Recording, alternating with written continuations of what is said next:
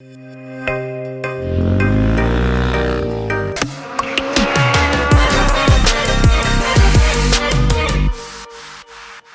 my name is Ankit Ratnatuladar and welcome to the very first episode of Gear Up.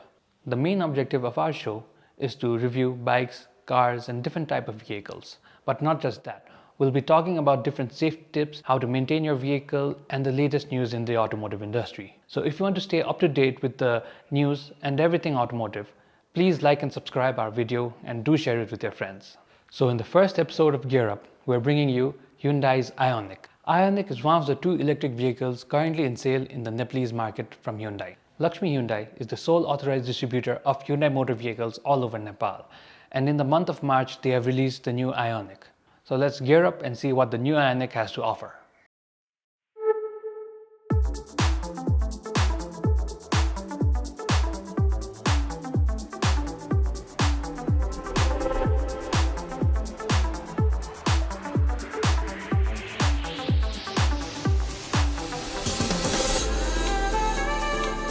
While this may look like a sedan, it actually isn't. It's actually a hatchback.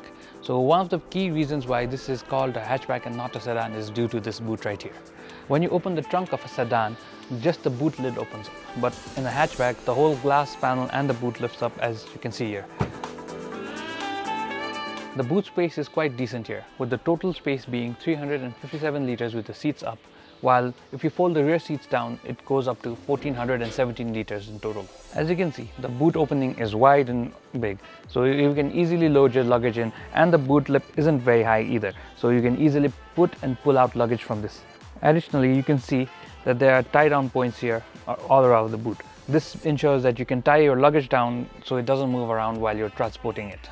If you open the boot floor, you'll see that there's no spare wheel included in this kit. This is because the battery is all laid down on the lower part of the vehicle, so there's no space for a spare wheel. But instead, it comes with the Star Mobility Kit.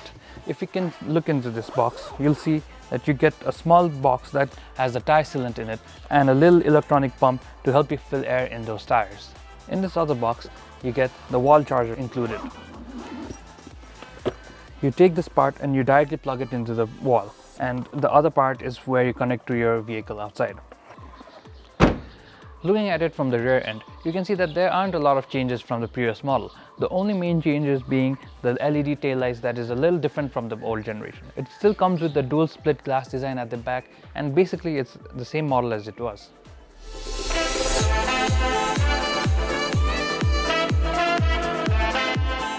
The charging point looks very similar to a traditional fuel cap, and if you open it inside, you'll see where the charging points are located. The bigger port here on the top is where you connect the traditional home charger, and the lower port is where you connect the faster chargers. The faster chargers require you to connect the charger into both the ports that's made available here. So if you see here, you can see there's a small light above the charging point. This comes especially handy in the night time for you to conveniently plug in your charger. The Ioniq is riding on 16-inch diamond cut alloy wheels. If you look at the design of it, you can see that it is quite unusual from the usual alloy wheels. This is done to make the car more aerodynamic, ultimately increasing the range of your vehicle. The first thing that you see when you open the door is an Ioniq name tag on the door sills. Talking about the interior of this car is very well packaged in terms of luxury or features. It has everything that you need. When you first press the button, you're greeted with a unique animation to welcome you to the car.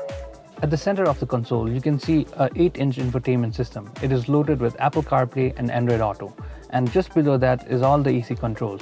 The AC unit is all touch capacitive, so all you have to do is just gently tap on the icons and it'll all work for you.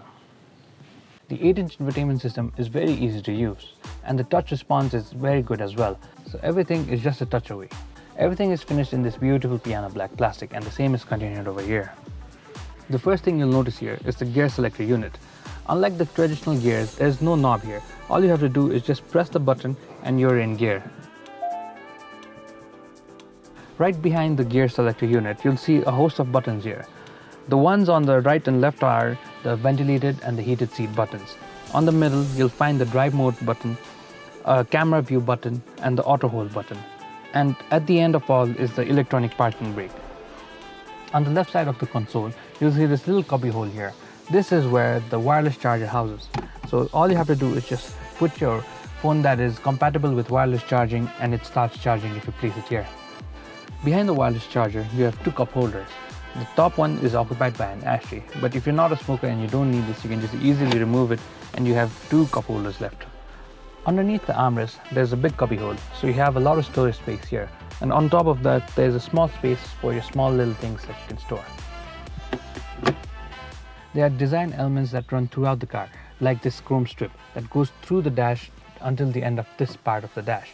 And on the middle stack of the center console, you can see that there is blue ambient lighting everywhere, which is just a single color lighting. The Ioniq comes equipped with a flat bottom steering, which feels very sporty to hold. The steering comes with two adjustment modes. You can adjust it for telescopic and tilt. On the steering wheel, there are different controls such as voice control, your audio controls, your cruise controls, and your information control that can be seen on the driver's dash over there. Behind the steering wheel of the Ioniq, you have two paddle shifters. One is to increase your regenerative braking and the other one is to decrease your regenerative braking, so you can tune it according to your needs. Coming back to the center console, there is this drive mode button here. When you press this button, you change the modes of the vehicle. So there are 4 modes for you to choose from. If you press it once, you go from eco mode to normal mode. The next press of this button takes you to sport mode, and if you hold down this button, it takes you to this eco plus mode. When you're in the eco plus mode, speed of the vehicle is limited to 90 km per hour. This is for the most economic way of driving.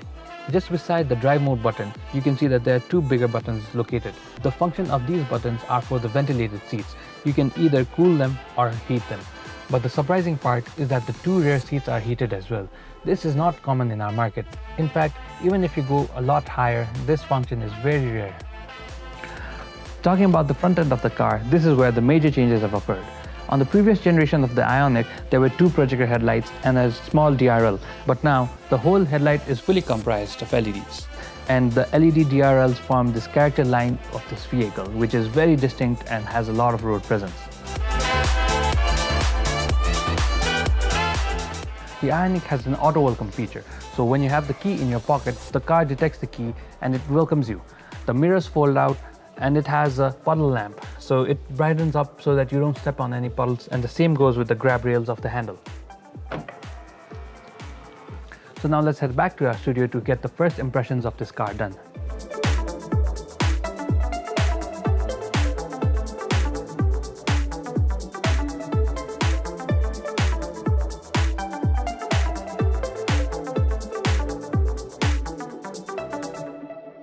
This is actually my personal vehicle. This was delivered just 1 day before the lockdown. So whether you call it fortunate or unfortunate, we can debate on that. But that is the main reason why we have not been able to fully test its capabilities. Once this lockdown is over, we'll put this vehicle through its paces and we'll see what it is actually capable of doing. Till then, let's go over the fact of why I chose this vehicle rather than choosing all of the other vehicles available in the market as of now. The Hyundai Ioniq is a very well packaged car. Coming in at a price of 55,96,000, it offers features that no other cars can compete at this price point. The 8-inch infotainment screen is very handy and easy to use. It provides you with a host of information that helps you when you are driving the car.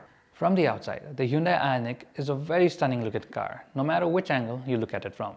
The full LED headlights and the DRLs provide the car with a very strong character and road presence. To sum it all up, the Hyundai Ioniq is a very good looking car. The interior is very luxurious and has a ton of features. The electric motor is very capable as well in both the departments, as a fact, in the power department and the range department. So the only downside I can see as of right now is the low ground clearance of this vehicle. This can be a major limiting factor as to where it can reach and where it cannot reach due to the low ground clearance. This is something that can divert a lot of customers, but other than that, as of now, there are no other downsides to this vehicle. So if you're planning to buy a new car which is in this price point, we strongly recommend that you put the Ioniq in the list as well, because it is a very well packaged car and you should definitely give it a look. In the next episode of Gear Up, we'll be talking about how we can maintain our vehicles during this lockdown. It is very crucial and important that you know all of these facts to keep your motor healthy and running well. So stay tuned. See you later.